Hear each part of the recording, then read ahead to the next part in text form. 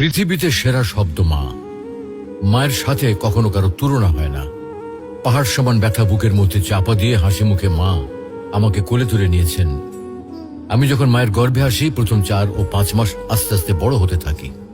তখন মা কোনো খাবার খেতে পারত না। রাত দিন সবসময় কষ্ট পেত। অসহ্য যন্ত্রণা ধারণ করেও মা কোনোদিন শব্দটিও উচ্চারণ করেনি। পরে 4 মাস যখন বড় হতে থাকি, তখন মায়ের পেটে আস্তে আস্তে নড়াচড়া করতে থাকি।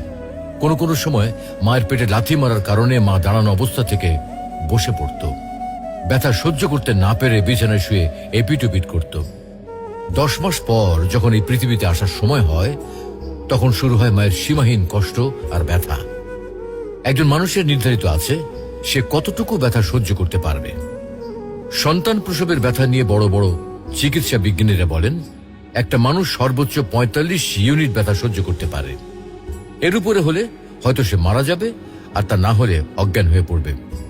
যখন মা আমাকে প্রসব করে, তখন তার ব্যথা হয় 60 ইউনিটের মতো, যা আমাদের দেহের 206টি হাড়ের মধ্যে 20টি হাড় একসাথে ভেঙে গেলে যে ব্যথা অনুভূত হয়।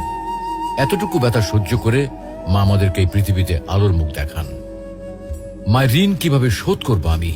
আমার গায়ের চামড়া দিয়ে মায়ের পায়ের জুতা তৈরি করে দিলেও তার এই ঋণ এক বিন্দু পরিমাণও শোধ করতে পারবো না। তো আসুন, আজ আমরা সবাই আমাদের মাকে অন্তত একবার বলি, মা, আমি তোমাকে বড্ড ভালোবাসি।